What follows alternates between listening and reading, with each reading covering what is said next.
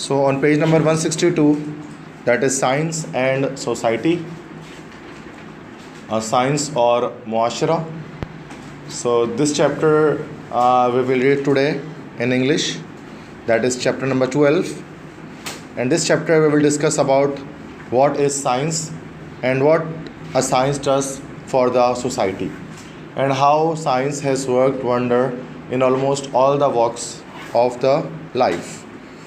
So starting the first paragraph here, three features have marked the astonishing progress of science since the 17th century.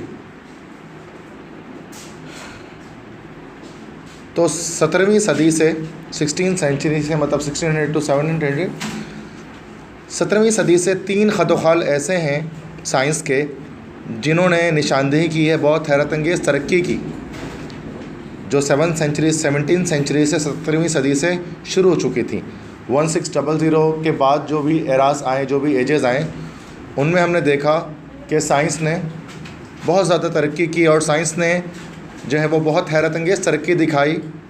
ठीक है, और वो तीन निशानियां हैं जिसकी मुदावत हम समझ सकते हैं कि साइंस ने किस तरह से तरक्की की। तीन फीचर्स हैं, तीन खदोखाल हैं। The first and probably the most important is the scientific attitude of mind which insist on reasoning objectively from facts securely established by physical evidence। पहली और शायद सबसे अहम जो फीचर है वो ये कि साइंटिफिक एटीट्यूड ऑफ माइंड, मतलब जहन का साइंसी रवैया, जो मजबूर करता है कि हम सोचें मकसद को देखते हुए और हम फैक्ट्स को, हकीकत को बनाएं फ़िज़िकल एविडेंसेस की या मुशाहिदात की या सबूतों के बुनियाद पर। तो साइंटिफिक फ़ीचर की सबसे पहले जो फ़ीचर है वो यही है कि साइंटिफिक एटीट्यूड ऑफ माइंड, कि इंसान जब भी कुछ सोचे तो अगर वो कुछ सोचे तो उसके पास एक एविडेंस, एक सबूत मौजूद हो, ठीक है, और वो रीजनिंग करे। The second is the development of a host of wonderful instruments for observation and measurement. दूसरी जो है वो डेवलपमेंट है एक होस्ट मतलब एक बड़ी तादाद हैरत अंगेज़ ईजादात की, जिसको हम इस्तेमाल करते हैं, हैरत अंगेज़ इंस्ट्रूमेंट्स की, हैरत अंगेज़ आलात की, जिसको हम इस्तेमाल करते हैं मुशाहिदे के लिए या पेमाइश के लिए। मतलब साइंस ने बहुत सारे एपरेटस और बहुत सारे जो है वो हमें इंस्ट्रूमेंट्स बना कर दिए हैं, जिससे हम नाप रहे होते हैं चीज़ों को, मुशाहिदात कर रहे होते हैं, लाइक थर्मोमीटर हो गया, रूलर हो गया, टेलीस्कोप हो गया, इस तरह की बहुत चीज़ें हैं जो मेजरिंग इंस्ट्रूमेंट हमारे पास हैं। The third is the increasingly effective use of mathematics. और तीसरा फीचर साइंस के अंदर क्या है, एक मौसर अंदाज से इस्तेमाल मैथमेटिक्स का, हिसाब का, रियाजी का, है ना, कि रियाजी के ज़रिए ही हम साइंस की जो है वो बातों को, लॉस को, कवानीन को जो है वो दुनिया के सामने रखते हैं, बताते हैं। ठीक है, ये तीन फीचर्स के बारे में डिस्कस कर रहे थे हम। The work of the great pioneer Newton demonstrates admirably these three elements of modern science. Pioneer मतलब शुरू करने वाला, जिसने किसी चीज़ को शुरू किया हो। न्यूटन जो अजीम शुरू करने वाला था साइंस को, उसने बताया मुतारिफ अंदाज में उसने बताया, एडमायरेबली उसने बताया, इन तीन एलिमेंट्स के बारे में बताया मॉडर्न साइंस में, जदीद साइंस में। न्यूटन ने इन तीनों एलिमेंट्स को इस्तेमाल किया अपनी साइंस में, जो 17th सेंचुरी का एक साइंटिस्ट था जिसको हम फादर ऑफ क्लासिकल फिज़िक्स भी कह सकते हैं, sir Isaac Newton. His revolutionary theories concerning gravity and light could have sprung only from a mind capable of reasoning strictly from physical evidence and utterly independent of non-scientific traditional beliefs। उसकी इनकलाबी तसव्वुरात, revolutionary theories, उसके इनकलाबी नज़रियात,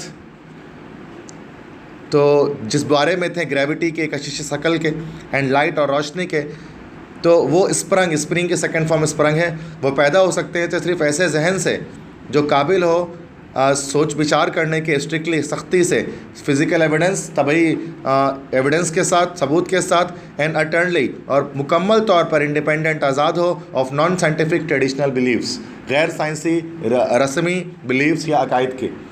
तो अटर मतलब दो है, अटर के एक मतलब होता है बोलना, स्पीक, और एक अटरली होता है, अटरली मतलब होता है कम्प्लीटली, फुली, मुकम्मल तौर पे। तो अटरली इंडिपेंडेंट, मुकम्मल आज़ाद होना चाहिए।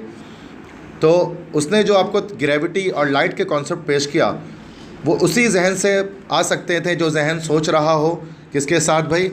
फ्रॉम फिजिकल एविडेंस, सबूत के साथ, और वो मुकम्मल तौर पर आज़ाद था नॉन ट्रेडिशनल साइंटिफिक बिलीफ्स के जो नॉन ट्रेडिशनल साइंटिफिक बिलीफ से मुराद ये कि जो एक नॉन साइंटिफिक ट्रेडिशनल बिलीफ पुराने ज़माने में जो रिवायती तौर पर जो बिलीव रखा जाता, कायदे रखे जाते थे। मिसाल के तौर पर जब कोई भी चीज़ आप ऊपर फेंकते थे, ये मार्कर है तो उस मार्कर को ऊपर रखा हुआ है, ठीक है, तो ये अगर उसको छोड़ देंगे तो ये नीचे गिर जाएगा। तो इसके बारे में हज़ारों साल से अरस्तू का ये कॉन्सेप्ट था कि असल में चूँकि धरती या ज़मीन हम सबकी माँ है, तो धरती हम सबकी माँ है, तो जैसे एक माँ अपने बच्चे को अपनी तरफ खींचती है, अपने गोद में लेती है, बिल्कुल वैसे क्या धरती मोहब्बत की वजह से क्या करती है? धरती की मोहब्बत है इंसानों से और तमाम चीज़ों से, तभी धरती हर चीज़ को अपनी तरफ खींच लेती है। This is a traditional non scientific belief कि इसमें कोई एविडेंस नहीं है कि ऐसा कैसे हो सकता है कि धरती कोई माँ है, तो उस तरह की माँ थोड़ी ना है जैसे कि रियलिटी में कोई माँ होती है। वो तो जैसे एक मेटाफोर के तौर पर उसको बोला जाता है कि वो माँ है। तो न्यूटन ने इसके बारे में बताया कि आखिर ग्रेविटी किस वजह से ज़मीन के अंदर है और ग्रेविटी क्या चीज़ होती है और किस तरह से कोई चीज़ ज़मीन की तरफ खींची चली जाती है। तो एक तरह से उसने तोड़ा था तमाम रसूमात को, जो पुराने वक्तों में जो गलत चीज़ें राइज थी, ठीक है, हर तरह की। तो the instrument existed, notably the telescope and the prism which could collect the facts he required. उसके बाद सेकंड फीचर मैंने बताया था मेजरिंग इंस्ट्रूमेंट। तो जो आलात उसने इस्तेमाल किया था, जो आलात उस वक्त मौजूद थे, जिसमें मशहूर कौन है? टेलीस्कोप, जिससे दूर की चीज़ों को देखते हैं, एंड द प्रिज्म, और मंशूर। प्रिज्म आपने देखा होगा, मैट्रिक फिजिक्स में इस्तेमाल किया होगा। प्रिज्म था 3 रेक्टेंगुलर और 2 ट्रायंगुलर साइड्स होते हैं उसके, ग्लास का बना हुआ होता है। तो टेलीस्कोप और prism which could collect the facts required, जो जमा कर सकते थे उन हकाइक को जो उसकी ज़रूरत थी। उसने टेलीस्कोप का इस्तेमाल किया, उसने प्रिज्म का इस्तेमाल किया, और उसको इस्तेमाल करते हुए लाइट और ग्रेविटी की थ्योरीज को पेश किया। A super mathematician for his period, और वो एक सुपर मतलब एक शानदार माहिर रियाजी था, रियाजीदान था अपने दौर का। He possessed the mathematical techniques necessary to calculate from the facts revealed by his observation and those of other scientist.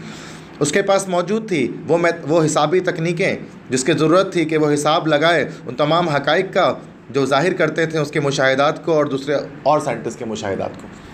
तो 3 चीज़ें इसके पास थी। तो सबसे पहले तो उसने नॉन ट्रेडिशनल बिलीव्स के लिहाज से सोचा, ठीक है, साइंटिफिक टेक्निक को अप्लाई किया। दूसरी चीज़ उसने इस्तेमाल किया इंस्ट्रूमेंट्स को, लाइक टेलीस्कोप को और जो है प्रिज्म को, और तीसरा मैथमेटिक्स को उसने शुरू किया। अच्छा, आप जानते हैं कि न्यूटन जो था ना, वो फिजिशियस बात में था, पहले वो एक मैथमेटिशियन और एक एस्ट्रोनॉमर था।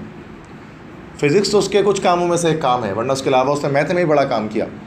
मैथमेटिक्स के अंदर कैलकुलस, जो आप सेकेंड ईयर में पढ़ते हो, second year mathematics, derivative, integration, first अभी तक ज़िंदगी में आपने कैलकुलस नहीं पढ़ा है, सेकेंड ईयर में पढ़ोगे। प्री इंजीनियरिंग के स्टूडेंट पढ़ेंगे उसको, सेकेंड जो फर्स्ट ईयर प्री इंजीनियरिंग में भी है। तो कैलकुलस जो है वो डेरिवेटिव, इंटीग्रेशन, पूरा सेकेंड ईयर जो मैथमेटिक्स से वो कैलकुलस से भरा हुआ है। और वो पूरा कैलकुलस जो है वो न्यूटन ने बनाया था, कंप्लीट सेकेंड ईयर की जो है। तो वो और न्यूटन ने उसको बनाया था, और उस वक्त उसकी उम्र सिर्फ और सिर्फ 18 साल थी जब उसने कैलकुलस को ईजाद किया। और कैलकुलस को ईजाद करने के पीछे भी एक कहानी थी, अगर आपको पता हो। तो आसमान में ना हज़ारों सालों से इंसान देखता था एक तरह का एक ऐसा स्टार जिसके जो है वो पीछे से दुम बनी होती थी, दुम निकली हुई होती थी, ठीक है, एक पीछे से ऐसा दुम होती थी। उसको जो है वो कहा करते थे दुमदार सितारा। ये दुमदार सितारा है, नाम सुना होगा आपने इसका, दुम वाला सितारा। टीवी में कभी इंटरनेट वगैरह पे दिखाते हैं, ऊपर से कोई चीज़ जा रही होती है, पीछे जो है उसकी दुम लंबी से निकली हुई होती है, फिर लिखा होता है कि भाई आज रात आप टेलीस्कोप से इसको देख सकेंगे, और इस तरह से कुछ। ये दुमदार सितारा जो है ना, जिसको हम इंग्लिश में कहते हैं कॉमेट, कॉमेट्स कहलाते हैं। अगर आपने एसएसटी साइंस में कहीं पढ़ा उसके बारे में, नाम सुना होगा इसका, कॉमेट।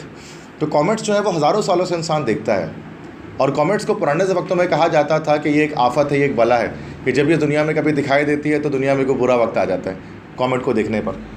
इसलिए यहीं से जो तो ये बुरा तारा इसको कहा करते थे, बैड स्टार कहा करते थे। इसी से एक वर्ड निकला डिज़ास्टर। आस्ट्रा मतलब एस्ट्रो तारा, डिस मतलब होता है बुरा, डिज़ास्टर बुरा तारा, और इंग्लिश में यही वर्ड हमारे पास आया तबाही के लिए, कहता है डिज़ास्टर, तबाही, ठीक है। तो यहाँ डिज़ास्टर मतलब बुरे तारे से ये वर्ड आएगा। तो दुमदार सितारे को इंसान जब भी देखता था तो कहा जाता था कि भाई ये अब ये चौका तारा दिख गया है तो कोई ना कोई सल्तनत तबाह होने वाली है, कोई सैलाब आने वाला है, कोई ज़लज़ला आने वाला है, कोई बुरी चीज़ होने वाली है। और इंसान उसको एक थोड़ा एक हॉरर टाइप की चीज़ समझता था। आसमान में अगर ये दिख जाए, सब प्रार्थना में लग जाते थे, अपनी अपनी इबादत में लग जाते थे, अपने अपने खुदाओं से दुआएं मांगा करते थे कि भाई हमें बचा ले हर तरह के आफात से। लेकिन उसी वक्त में एक साइंटिस्ट था जिसका नाम था एडमंड हेली। एडमंड हेली तो एडमंड हैली ने बोला कि नहीं भाई, ये जो है ना, ये कोई बुरा तारा नहीं है, बल्कि ये एक आसमान में मौजूद एक इजराम फल्की है जो कि अपने मखसूस टाइम में कहीं ना कहीं दिखाई देता है और दिखाई देता है। तो एडमंड हैली ने सोचा कि ये बताए कि अगला ये डिज़ास्टर, ये तारा अगली बार किस बार दिखाई देने वाला है। मतलब एक बार दिखाई दिया था हैली जब छोटा था, तो उसने सोचा कि अब मैं पता लगाऊंगा कि दूसरी बार कब ये दिखाई देगा एग्जैक्टली। मतलब इसका एक फ़िक्स पैटर्न होना चाहिए, जैसे कि सूरज चाँद ज़मीन आसमान का एक फ़िक्स पैटर्न है। तो ये कोई खुदाई आफत नहीं है, बल्कि ये जो है वो एक एस्ट्रोनॉमिकल फिनोमिना है। तो एडमंड हैली इतना ज़्यादा, मतलब कि साइंस में इतना ज़्यादा अच्छा नहीं था, मैथमेटिक्स में भी नहीं था। तो एडमंड हैली की उसी वक्त इंग्लैंड में मौजूद, लंदन में एक शहर में, वेस्टमिनिस्टर में एक साइंटिस्ट रहता था जिसका नाम था न्यूटन।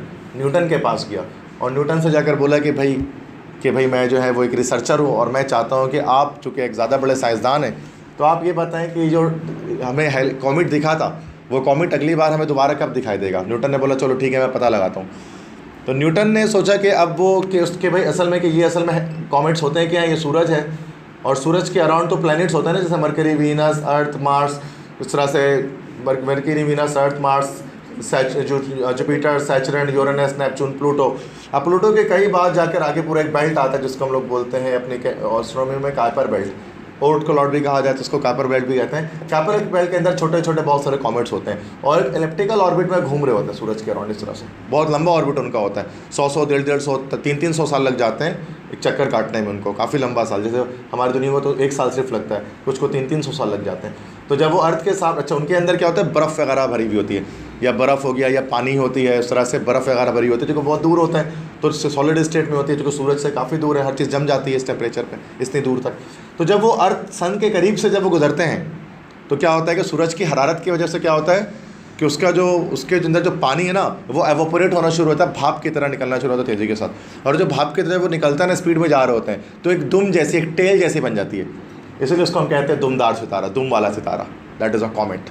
तो वो दुम नहीं होती, उसकी असल में एवोपोरेटेड वाटर होता है जो उसके अंदर से निकल रहा होता है। अगर किसी को एस्ट्रोनॉमी में, सूरज चांद ज़मीन में इंटरेस्ट है तो आपको शायद ये बात पता होगी, ठीक है। तो अब वो क्या होता है कि यहाँ से मूव करके फिर चले जाता है, फिर कुछ सालों के बाद आता है। अच्छा, न्यूटन के दौर में मैथमेटिक्स इतने स्ट्रॉन्ग नहीं थी कि वो पता लगा सकता कि अगली बार कितनी बार आएगा। तो इससे पहले कि वो इस कॉमेट का पता लगाता, उसने एक पूरी ब्रांच ऑफ मैथमेटिक्स को शुरू किया सिर्फ इस हैली की इस बात को प्रूव करने के लिए, और उसको हम कहते हैं कैलकुलस, जो सेकेंडरी की मैथमेटिक्स है पूरी की पूरी। तो उसने सिर्फ इसलिए ईजाद किया था उसको क्योंकि उस दौर के मैथमेटिक्स में वो दम नहीं था कि वो उसकी थ्योरी को प्रूव कर सके, तो उसने नई पूरे मैथमेटिक्स ही ईजाद कर दी। That was so called genius of Newton, ठीक है। और 18 साल का था उस वक्त, उसकी उम्र सिर्फ थी। तो क्या हुआ कि अब उसने पता लगाकर बताया कि 76 ईयर्स में, 76 साल के बाद दोबारा ये कॉमेट दिखेगा। हैली को उसने बता दिया कि भाई 76 साल के बाद दिखेगा, मैंने पूरी कैलकुलेशन कर ली है। और वाकई में 76 साल के बाद दोबारा से आसमान पर लोगों ने देखा तो एक ऐसा तारा दिखाई दिया जिसके ऊपर धूम थी, और ये वही तारा जो 76 साल पहले दिखा था। तो लोगों ने उसके नाम, क्योंकि हैली ने बताया था, उसका नाम रख दिया हैलीज कॉमेट। सबसे फेमस कॉमेट है दुनिया का हैलीज कॉमेट, हैली का दुमदार सितारा, ठीक है। और ये हर 76 साल के बाद दिखाई देता है। 20 अभी तो दिखाई दिया था 1900 समथिंग में, तो अभी ये 2032 में 2032 में दोबारा दिखाई देगा आसमान पे एक तारा ऐसा। हर 76 साल के बाद दिखाई देता है, 76 साल के बाद। हमारे मतलब वालदा वगैरह या अब्बू ने वगैरह ने देखा होगा यकीनन। तो ये एक पूरा एक एस्ट्रोनॉमिकल फिनोमिना है। अच्छा, हैलीज कॉमेट के बारे में याद रखिए कि मिसनोमर है। हैलीज कॉमेट को हैली ने कभी डिस्कवर नहीं किया था, it was actually discovered by Newton, जिसने बताया था कि 76 साल के बाद दिखेगा। हैली तो मदद के लिए गया था उसकी एक्चुअली। तो मतलब साइंस के लिए ना ये 3 चीज़ ज़रूरी होती हैं। पहली चीज़ तो आप ट्रेडिशनल बिलीफ से हट कर सोचें, जैसे उसने सोचा कि भाई ऐसी कोई चीज़ नहीं है कि बुरा तारा है और ऐसा कुछ नहीं है, कि एस्ट्रोनॉमिकल फिनोमिना है। दूसरी चीज़ उसने इस्तेमाल किया टेलीस्कोप्स का, ठीक है, प्रिज्म का, इस तरह के मुख्तलिफ साइंटिफिक इंस्ट्रूमेंट का। और तीसरी चीज़ उसने मैथमेटिक्स को इस्तेमाल करके बताया कि दूसरी बार तब दिखाई देगा ये, ठीक है। तो ये 3 चीज़ें ज़रूरी हैं साइंटिफिक टेक्निक के लिए, साइंसदान बनने के लिए, कि 3 चीज़ों पर इंसान अमल पेरा हो। दूसरों से हटकर सोचे, दूसरी चीज़ म्यूजिक इंस्ट्रूमेंट का इस्तेमाल करे, तीसरी चीज़ मैथमेटिक्स का इस्तेमाल अच्छी तरह से करना है उसको, तब इंसान साइंसदान बन सकता है। Next 3rd paragraph, given an adequate professional training in the same field, two scientists observing the same physical phenomena are likely to reach the same conclusion about them, no matter what their race, religion or political creed. Adequate मतलब वाफिर मिकदार में। अगर एक ही field में वाफिर मिकदार में हम पेशेवराना तरबियत हासिल कर लें, तो 2 साइंटिस्ट, 2 वैज्ञानिक, 2 साइंसदान जो मुशाहिदा कर रहे हो किसी एक फ़िज़िकल फिनोमिना, किसी एक तबी मफरूज़े के फिनोमिना की, किसी एक फिनोमिना को देख रहे हो, तो ये बहुत गुमान है कि वो सेम कंक्लूजन पर पहुंच जाएं, उसके बारे में कोई फ़र्क नहीं पड़ता उनका कोई भी नस्ल हो, उनकी कोई भी मज़हब हो, उनकी कोई भी पॉलिटिकल क्रीड, कोई भी सियासी जमात हो। क्या कह रहे हैं कि अगर दो साइंटिस्ट अलग अलग, एक पाकिस्तान में है एक अमेरिका में है, और दोनों किसी एक चीज़ के बारे में रिसर्च कर रहे हैं, तो ये बहुत लाइकली पॉसिबल है, बहुत मुमकिन है कि दोनों एक ही रिज़ल्ट पर, एक ही नतीजे पर आ जाएं। कोई फ़र्क नहीं पड़ता उनका नस्ल क्या है, उनका मज़हब क्या है, उनके सियासी क्या नज़रियात हैं। साइंस के अंदर ये बात होती है। अगर एक हिंदू जो साइंस के बारे में प्रूफ करेगा, भाई मुसलमान भी करेगा, भाई ईसाई भी करेगा, वही पाकिस्तानी भी करेगा, भाई इंडियन भी करेगा, भाई फ्रेंच भी करेगा। न्यूटन का थर्ड लॉ कहता है every action has a reaction. अब ये मुसलमान को भी मानना है, हिंदू को भी मानना है, ईसाई को भी मानना है। ये नहीं हो सकता कि हम बोलेंगे नहीं भाई हम उस फॉलो को नहीं करते। साइंस के अंदर यूनिवर्सैलिटी पाई जाती है, हम जो है आलमगीरियत पाई जाती है, उसकी बात को दुनिया का हर इंसान तस्लीम कर रहा होता है। साइंस के मतलब एक ऐसी चीज़ है जो बाइंड करके रखती है तमाम कौमों को साथ में, चूँकि हर बंदा एक ही नतीजे पर आकर रुकता है, नतीजे अलग अलग नहीं हो सकते उसके, ठीक है। There instruments will give them the same readings and the universal laws of mathematics will bind the calculations of them both. उनके आले उनको सेम रीडिंग प्रोवाइड करेंगे।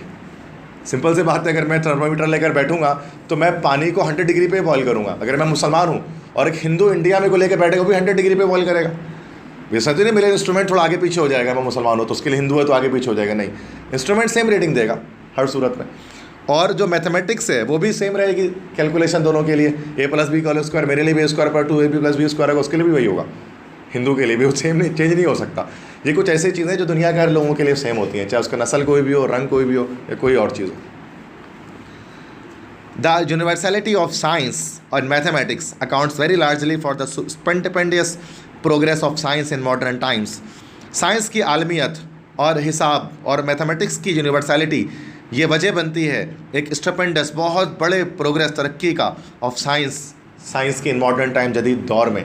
यही यूनिवर्सैलिटी है कि दुनिया भर के लिए साइंस एक होती है, जिसकी वजह से साइंस के अंदर बहुत तरक्की आती है। A discovery published on one side of the world will rapidly be accepted and applied by scientists of the world on the other. एक डिस्कवरी, एक दरियाफ्त जो दुनिया के एक हिस्से पर पब्लिश हुई हो, वो तेज़ी के साथ उसको कबूल कर लेते हैं और अप्लाई कर देते हैं वो साइंटिस्ट जो दुनिया के दूसरे हिस्से में रहते हैं। सही ना, एक कोने में अगर दुनिया में एक डिस्कवरी हो, दूसरे कोने वाले भी उसको एक्सेप्ट कर लेते हैं आराम से, रिजेक्ट नहीं करते हैं। Very effective team work is possible. बहुत मौसर टीम वर्क पॉसिबल हो सकता है। For members of a team of research workers can divide a large task among them self.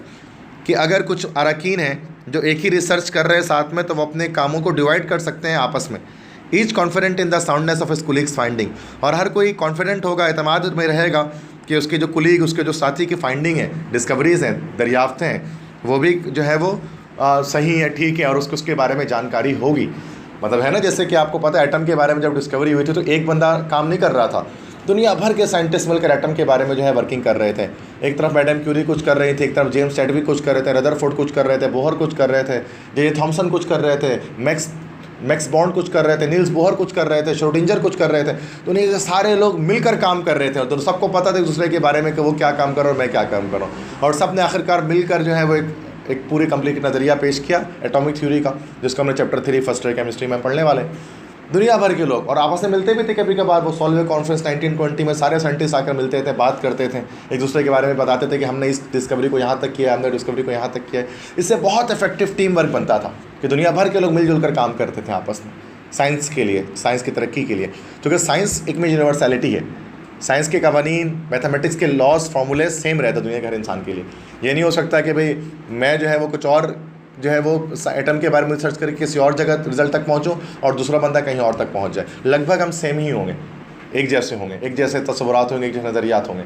ये साइंस की यूनिवर्सैलिटी जिसको हम कह रहे हैं। There is a striking and unhappy contrast between man's brilliant success at solving scientific problem and his miserable failure to solve so many of his political and social problem. ये एक striking, हैरत में डाल देने वाली और एक उदासी वाली कंट्रास्ट है, फ़र्क है इंसान के ब्रिलियंट सक्सेस, शानदार कामयाबी में कि उसने सॉल्व किया साइंटिफिक प्रॉब्लम्स को, और उसकी एक माइजरेबल, मुसीबत ज़्यादा एक फेलियर, एक नाकामी है कि वो बहुत सारे सियासी और समाजी परेशानियों को साइंस हल नहीं कर सका है। ये बात तो है कि साइंस को तरक्की बहुत मिली है दुनिया में लग्जरीज को प्रोवाइड करने के लिए। ये भी बात सच है कि साइंस जो है वो बहुत सारी हमारे सियासी और समाजी मसाइल को हल नहीं कर सका। सही बात है ना। साइंस इस पर पीछे रह जाता है, सियासी मसाइल को, दो कौमों के बीच में लड़ाई नहीं रुकवा सकता साइंस, ठीक है। सामाजिक मसाइल हैं, सोशल प्रॉब्लम्स हैं, वो बहुत सारी चीज़ें होती हैं कि भाई अगर हम बात करें कि पाकिस्तान है, ठीक है, साइंस में पीछे है, अमेरिका है साइंस में आगे है, लेकिन उसके बावजूद जो सोशल सिस्टम है हम कहते हैं कि पाकिस्तान का ज़्यादा बेहतर है बनिस्बत किसी वेस्टर्न नेशन के, उनका सोशल सिस्टम इतना अच्छा नहीं है, जबकि वो साइंस में बहुत आगे हैं। तो साइंस सोशल प्रॉब्लम्स को और पॉलिटिकल प्रॉब्लम्स को हल नहीं कर पाता, ये एक अजीब सी बात है, कह लें आप इसको। सामाजिक मसाइल को आप साइंस लेना, पाकिस्तान उसमें पीछे है तो क्या हुआ, क्योंकि साइंस से समाज का कोई ताल्लुक है नहीं, समाज से मुराद के सोशल प्रॉब्लम्स का, इसलिए सोशल प्रॉब्लम हम अच्छी तरह से सॉल्व कर पाते हैं बनिस्बत किसी और शख्स के, किसी और दुनिया के लोगों के। It is natural, indeed wise, to ask whether science cannot be applied more effectively to the cure of the social and political ills of the world. ये कुदरती तौर पर यकीनन अक्लमंदाना बात है कि हम पूछें आया कि साइंस क्या वो नहीं अप्लाई की जा सकती ज़्यादा मौसर तरह से कि हम सियासी और समाजी बुराइयों को क्यूर कर दें, इलाज कर दें उनका जो दुनिया में है। There is of course much that science can do in is doing, लेकिन यकीनन बहुत कुछ साइंस कर सकती है और कर रही है। Science aids enormously to the comfort and interest of modern living. Science ने enormously बेहद ज़्यादा ऐड किया है, इजाफ़ा किया है आराम में, सुकून में और दिलचस्पी में मॉडर्न लिविंग की, जदीद ज़िंदगी की। It is doing much to diminish the social levels of poverty and disease. इसने बहुत ऐसे काम किए हैं कि हम डिमिनिश कर दें, ख़त्म कर दें सोशल लेवल्स को, समाजी बुराइयों को, और पॉवर्टी एंड डिजीज़, गुर्बत के और डिजीज़ और बीमारी के। साइंस ने ऐसा भी किया है, गुर्बत ख़त्म की है बहुत जगहों से, मतलब गुर्बत ख़त्म करने से मुराद के कम पैसों में किस तरह से आप ज़्यादा पैसे कमा सकते हैं कम वक्त में, साइंस के थ्रू हमें बहुत सारे ऐसे आइडियाज़ भी मिले। उस तरह से डिजीज़ को ख़त्म किया, बीमारियों को ख़त्म किया, मेडिकल साइंस ने आगे बहुत तरक्की की है। इस तरह के सोशल लेवल्स को तो साइंस ने ख़त्म किया है। Beyond doubt many social, political and economic problems would be more wisely handled if they were treated with the unprejudiced objectivity and strict regard for truth which characterise the work of the physical scientist.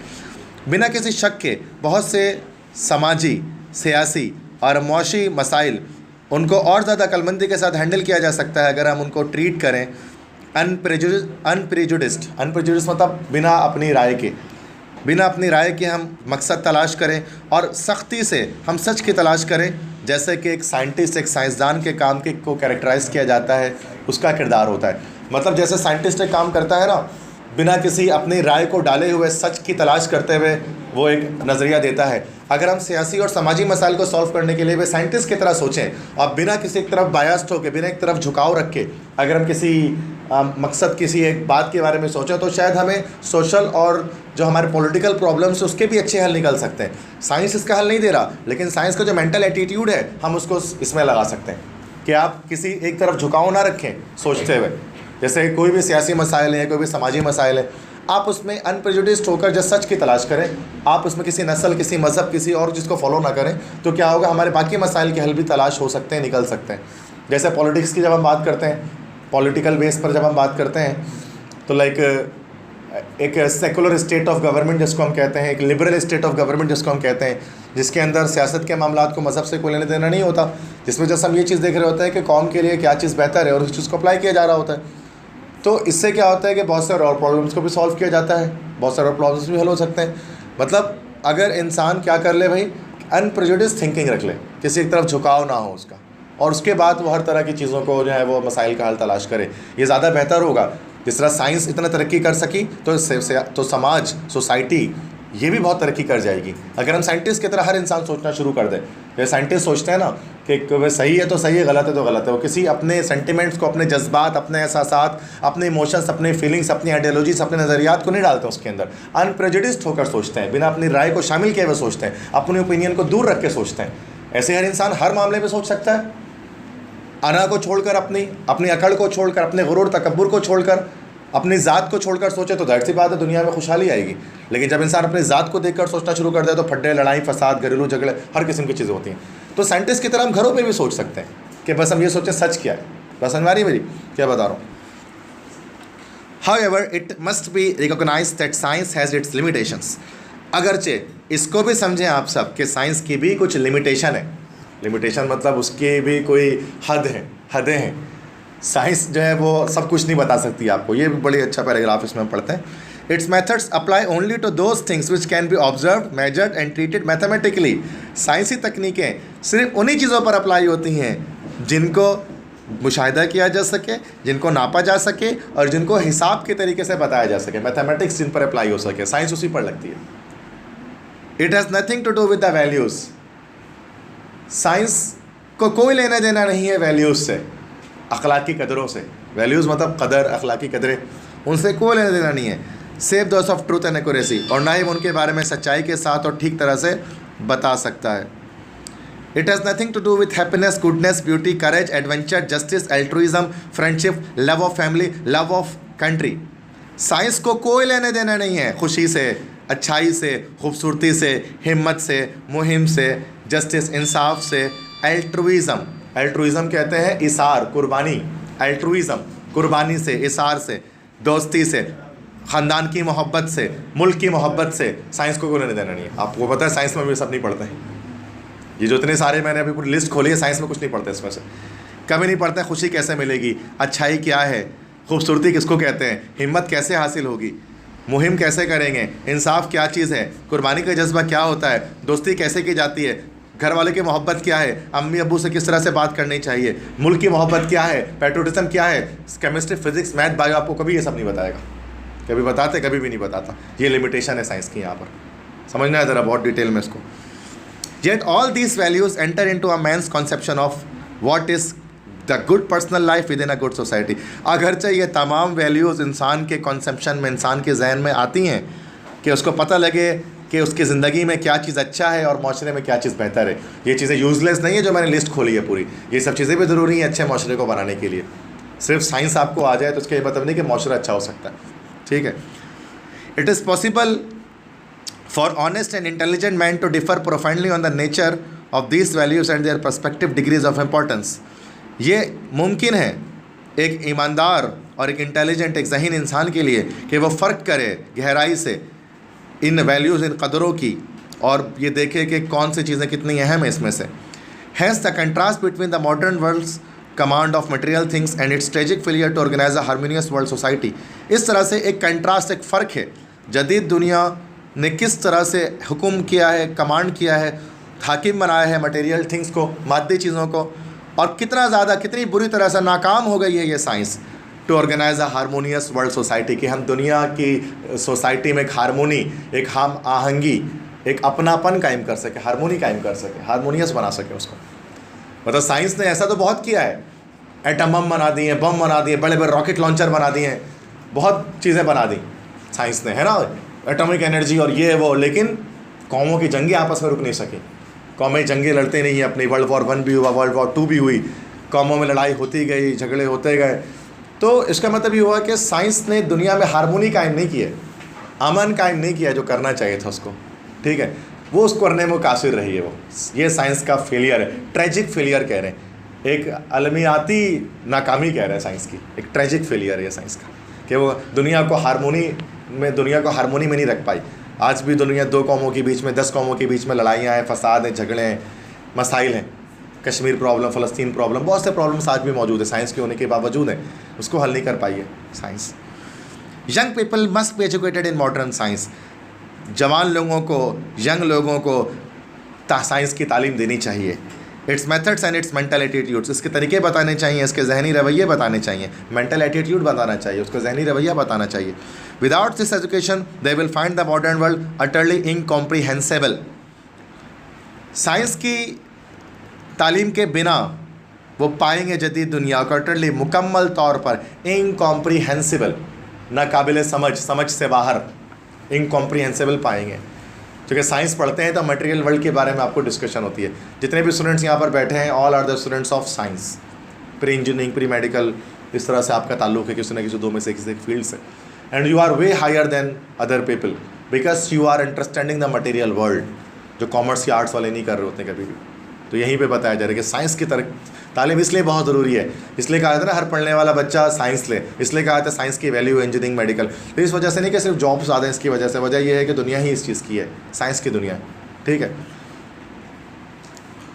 तो but they can not be good citizens of the world, लेकिन वो अच्छे शहरी नहीं हो सकते दुनिया के। और देयर ओन नेशनल स्टेट, ये अपने कौम के वो अच्छे शहरी नहीं हो सकते हैं unless they are intellectual and imaginatively aware of the values which underlie human believes, unless जब तक कि वो जहानत के साथ और तख़य्युल के साथ, इमेजिनेटिवली सोच विचार के साथ वो इस बात से बाखबर ना हो जाएं कि आखिरकार क्या वैल्यूज़ हैं अंडरलाइन ह्यूमन बिलीव्स की, इंसानी अकायद की बुनियाद जिस पर खड़ी है, मोटिव्स, मकासिद एंड कंडक्ट और उसके अमाल। In this trouble period of human history, इस परेशान कुन दौर में इंसानी तारीख़ के, religion and the humanities are as vital as science to the education of good members of good society.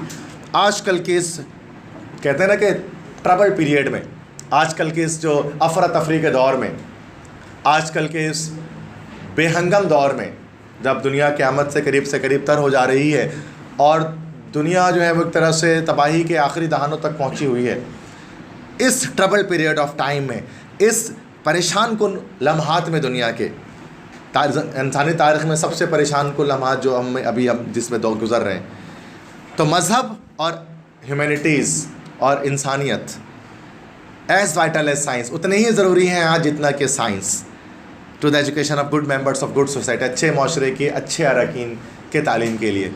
कि जैसे हम कहते हैं ना, सिर्फ साइंस के साथ साथ रिलीजन, मज़हब भी बहुत ज़रूरी है कि इंसान किसी मज़हब को फॉलो करे। इस्लाम जो जो आपका दीन इस्लाम है, उसको आप मज़हब को फॉलो करें और फॉलो करके जो उसके वैल्यूज़ हैं, अच्छाई, नेकी, बुराई से दूर रहना, तकवा, परहेज़गारी, एहसान और इसार के जज्बा, बंदगी, इबादत, इन तमाम चीज़ों पर आप लगे रहें, ताकि साइंस कुछ चीज़ें आपको लग्जरीज़ प्रोवाइड कर दे, वो लग्जरीज़ आप साइंस से ले लें। और अपने मज़हब से आप क्या लेंगे भाई? आपके दिल का इत्मीनान, दिल का सुकून, और किस तरह से डीलिंग करनी है सोसाइटी में, क्या दोस्ती किस तरह करनी है, घर वालों से किस तरह से डील करना है, रिश्ते कैसे निभाने हैं, ये सब आपको जो है वो मज़हब, आपका रिलीजन जो इस्लाम है वो आपको बता सके। तो आज के जदीद दौर में वही कहता है ना कि they both went hand in hand, दोनों को साथ में लेकर चलना पड़ेगा। सर सैयद अहमद ख़ान जो है वो उनकी एक बड़ी उनका एक कोटेशन थी, वो कहते थे कि हम 21वीं सदी में दाखिल होंगे कैसे, एक हाथ में हमारे कुरान पाक होगा, दूसरे हाथ में हमारे साइंस की किताब होगी, और ये दोनों लेकर हम जो है वो जदीद दौर में 21वीं सदी के अंदर दाखिल होंगे। ये सर सैयद अहमद ख़ान की मशहूर कोटेशन मैं आपको कोट कर रहा हूँ। तो इंसान को ऐसे ही चलना चाहिए, एक हाथ में कुरान पाक और एक हाथ में साइंस की किताब होनी चाहिए, और ये दोनों लेकर हम साथ साथ चलेंगे ना, तो दुनिया में फिर आप क्या करेंगे, एक हारमोनी कायम करेंगे, अमन कायम होगा, और दुनिया एक बेटर प्लेस टू लिव बन सकेगी। और सिर्फ साइंस को उठा लेंगे ना, आप कुरान को नीचे रख देंगे, तब भी आप दुनिया में आगे बहुत नहीं जा सकते हैं, और कुरान आगे कर लें, साइंस को नीचे रख दें, तब भी नहीं कर सकते हैं। इसलिए ना ही साइंटिस्ट दुनिया को बेहतर बना पाए, ना ही मौलवी हजरात दुनिया को बेहतर बना पाए। दोनों ने दुनिया में बिगाड़ी पैदा कर दिया, क्योंकि दोनों साथ में हाथ में दोनों ने किताबों को नहीं उठाया हुआ। लेकिन मज़हब उठा लिया किसी ने, मदरसे का तालिब भी बन गया, उसमें मदरसे में होकर रह गया, वो उसको दुनिया की समझ ही ना आ सकी, और जो यूनिवर्सिटी में चला गया उसको दीन की समझ ना आ सकी, वो दीन से बेबहरा हो गया। दोनों को साथ लेकर चलना, यही हमारे तमाम मसाइल का हल है। बात समझ में आ रही है? With that's it.